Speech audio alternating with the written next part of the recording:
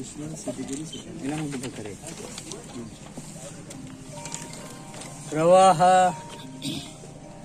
ನಮ್ಮಲ್ಲಿ 3ನೇ ಬಲಿ ತೆಗೆದುಕೊಂಡಂಗಾಯ್ತು. ಜಮಖಂಡಿಯಿಂದನೇ 3 ಸಾವನ್ನಪ್ಪಿದ್ರು. ದುರ್ದೈವ ಇದು, ಆಗಬಾರ್ದು. ನಮ್ಮ ರೈತರು ಪ್ರವಾಹ ಬಂದಾಗ ಸ್ವಲ್ಪ ಕಾಳಜಿ ವಹಿಸ್ಕೊಂಡು ಬರಬೇಕಂತಕ್ಕಂಥ ವಿನಂತಿ ನಾವು ಅವಾಗವಾಗ ಮಾಡ್ಕೊಂಡೇ ಇದ್ದೀವಿ. ಆದರೆ ನಮ್ಮ ಹೊಮ್ಮ ಧೈರ್ಯ ಇರುತ್ತೆ, ನಾವು ಈಶ್ವರಿ ತಡ ಸೇರ್ತೀವಿ ಅಂತೇಳಿ. ಅಂತಲ್ಲಿ ಇವರು ಸಿದ್ದಣ್ಣವರು, ಈಶ್ವರ್ ಸಿದ್ಧಗಿರಿ ಸಿದ್ದಣ್ಣವ್ರದೇ.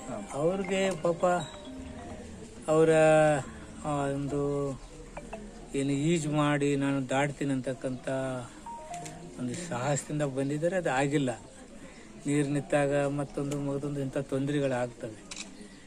ಈಗ ಆದಾಗ ನಾನು ಮುಖ್ಯಮಂತ್ರಿಗಳು ಇಮಿಡಿಯೇಟ್ ನನಗೆ ಹೋಗಬೇಕು, ಅವರಿಗೆ ಪರಿಹಾರ ಕೊಡಬೇಕು ಅಂತಕ್ಕಂಥದ್ದನ್ನು ಹೇಳಿದ್ದಾರೆ. ಡೆಪ್ಟಿ CM ಅವರು ಹೇಳಿದ್ದಾರೆ. ಆದ್ದರಿಂದ ಸರ್ಕಾರದಿಂದ ಸಿಗ್ತಕ್ಕಂಥದ್ದು ಹಣ ನಾನಿವತ್ತು ತಲುಪಿಸಿ ಅವ್ರಿಗೆ ಶಾಂತವಾಗಿ ಹೇಳ್ತೀನಿ, ಇಂಥದ್ದು ಆಗಬಾರ್ದಾಗಿತ್ತು, ಆಗಿದೆ. ಕುಟುಂಬ ಅದನ್ನು ಧೈರ್ಯ ತೆಗೆದುಕೊಂಡು ಬರಬೇಕು. ಆ ಧೈರ್ಯ ತುಂಬುವಂಥ ಶಕ್ತಿ ಆ ಭಗವಂತ ಕೊಡಲಿಕ್ಕೆ ಹಾರೈಸ್ತೇನೆ.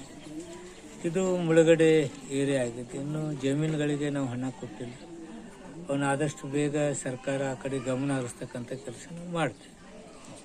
ಏನು ಇವತ್ತು ಗೈಡ್ಲೈನ್ಸ್ ಇದೆ, ಅದರ ಪ್ರಕಾರ ಇವತ್ತು ಅಧಿಕಾರಿಗಳು ಈಗಾಗಲೇ ಸರ್ವೆ ಪ್ರಾರಂಭ ಆಗಿದೆ.